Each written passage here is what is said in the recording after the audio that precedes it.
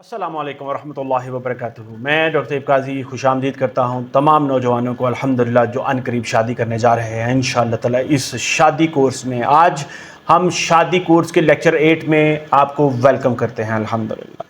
मेरे प्यारे नौजवानों, याद रखें कि आज के इस लेक्चर में एक बहुत ही अहम मौजू के ऊपर हम बात करने जा रहे हैं जो कि आपको बहुत ही ज़िंदगी में सुकून देगा, आसानियाँ देगा। याद रखें कि ये शादी की रूह भी है ये वाला मौजू जिसके ऊपर हम आज बात करेंगे। मैं आपको ये बताता चलूं कि अक्सर लोग शादी को सिर्फ दुनियावी मामला समझते हैं और ये समझते हैं कि शादी सिर्फ रिश्ता है, जिम्मेदारियां हैं और रोज़मर्रा की ज़िंदगी है। मगर मैं आपको ये बताता चलूं, इसकी याद दहानी करवाता चलूं कि शादी जो वो हकीकत में एक रूहानी मुआहदा भी है जो इंसान को अल्लाह के करीब कर सकता है। इसी सिलसिले में मैं आपको सबसे पहले बताता चलूं, याद रखें कि इबादत में शराकत बहुत ही ज़्यादा ज़रूरी है अज़दवाजी ताल्लुकात में। नौजवानों, याद रखें कि शादी इस वक्त और भी हसीन हो जाती है, शादी का सफ़र और भी खूबसूरत बन जाता है जब आप मियाँ बीवी एक दूसरे के साथ एक दूसरे का हाथ पकड़कर ना सिर्फ दुनियावी मामलात में आपस में इकट्ठे मिलकर फ़ैसले करते हैं, मिलकर चलते हैं, एक दूसरे की रिस्पॉन्सिबिलिटी और फ़राइज़ को शेयर करते हैं, बल्कि आप आखिरत की कामयाबी के ऊपर भी मिलकर मेहनत करते हैं और आखिरत की कामयाबी के इस सफ़र के ऊपर भी एक दूसरे की मदद करते हैं और साथी बन जाते हैं। जब बीवी शौहर को नमाज के लिए जगाए तो याद रखें कि ये मोहब्बत की सबसे बड़ी सूरत है, और जब मर्द बीवी को कुरान पढ़ने और अल्लाह का जिक्र करने के लिए वक्त दे तो ये भी एक बहुत ही हकीकत में असल क़यादत है, बहुत बड़ी नेकी है। याद रखें, मैं आपको ये बताता चलूं कि इबादत में शराकत का मतलब सिर्फ एक साथ नमाज पढ़ना नहीं है, बल्कि ये है कि दोनों एक दूसरे को नेकी के कामों में सपोर्ट करें, एक दूसरे के लिए मददगार साबित हों और उनका एक दूसरे का सहारा बने। नबी करीम सल्लल्लाहु अलैहि वसल्लम ने फरमाया, मैं आपको बताता चलूं कि अल्लाह उस घर पर रहमत नाजिल करता है जिसमें मियाँ बीवी रात के वक्त उठकर इबादत करें और एक दूसरे को भी जगाएं। इस बात से हमें इस चीज़ का अंदाज़ा होता है कि मिलकर इबादत करने की कितनी ज़्यादा अहमियत है, और ख़ासकर इस अज़दवाजी ताल्लुकात के दौरान। दूसरे नंबर पे हम बात करते हैं कि दुआ की, शुक्र की और सब्र की बरकत इसी ताल्लुक़ में शादीशुदा रिश्ते में। मैं आपको ये बताता चलूँ, याद रखें कि शादी के सफ़र में कभी खुशी होगी और कभी आपको मुश्किलात का सामना करना पड़ेगा। नशेबो फराज आम ज़िंदगी का हिस्सा है, इसी तरह से शादीशुदा ज़िंदगी में भी नशेबो फराज आपके आते रहेंगे। कभी खुशी होगी, कभी गम आएंगे, कभी परेशानी होगी, कभी तकलीफ़ होगी, कभी फिर खुशी आएगी। याद रखें कि खुशी के वक्त शुक्र और परेशानी के वक्त, मुश्किल के वक्त में सब्र और हर वक्त दुआ, यही कामयाबी की कुंजी है अगर आप शादीशुदा ज़िंदगी में खुशहाल रहना चाहते हैं और कामयाब रहना चाहते हैं।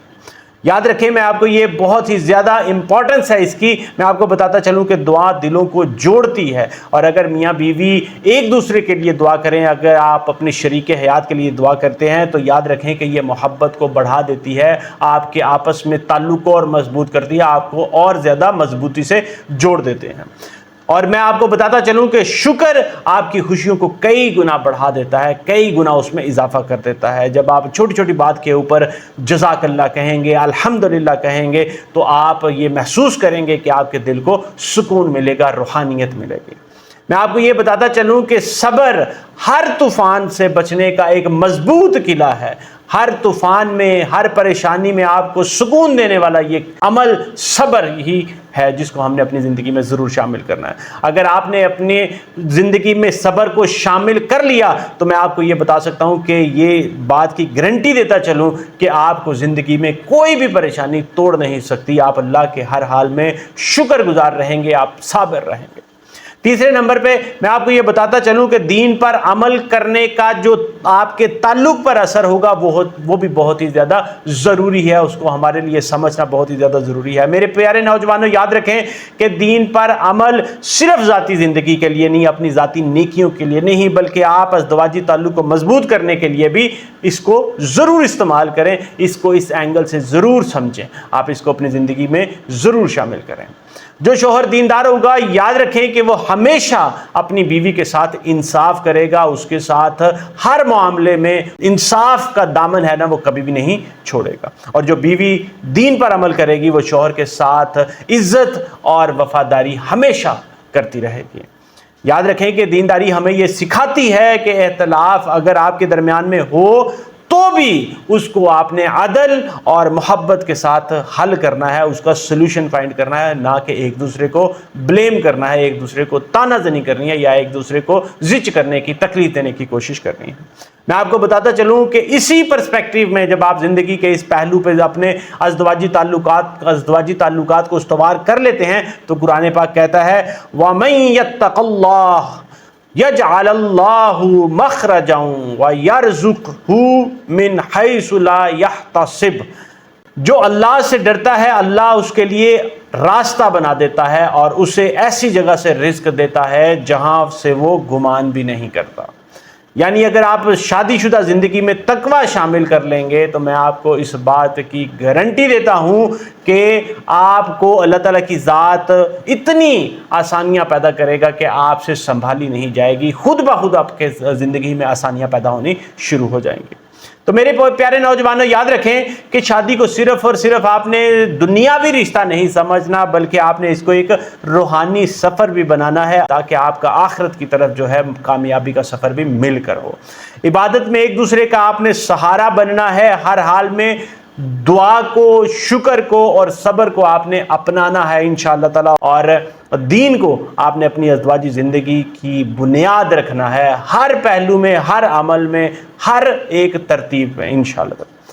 اگر آپ کی زندگی میں روحانیت شامل ہو جائے گی انشاءاللہ تعالی تو نہ صرف آپ کی یہ دنیا خوشحال ہی ہوگی بلکہ آپ کی آخرت بھی خوشحالی کے ساتھ، کامیابی کے ساتھ روشن ہوگی انشاءاللہ تعالی۔ میری یہی دعا ہے کہ اللہ تعالیٰ کی ذات آپ کو ایسے گھر عطا کرے انشاءاللہ تعالیٰ جہاں پر محبت، عبادت ہو، دعا معمول ہو اور دین روشنی ہو انشاءاللہ تعالیٰ۔ اللہ تعالیٰ کی ذات آپ کے لیے آسانیاں کرے انشاءاللہ تعالیٰ، آپ کو اس رشتے میں محبت، سکون اور رحمتوں کا نزول کرے انشاءاللہ تعالیٰ۔ مجھے اپنی دعا میں ضرور یاد رکھیں انشاءاللہ۔ اگر آپ کے ذہن میں کوئی سوال، کوئی کویسچن، کوئی فیڈ بیک، کوئی پریشانی ہو کمنٹ سیکشن میں لکھیں انشاءاللہ تعالیٰ، میں اس کا حل آپ کو ضرور بتاؤں گا انشاءاللہ تعالیٰ۔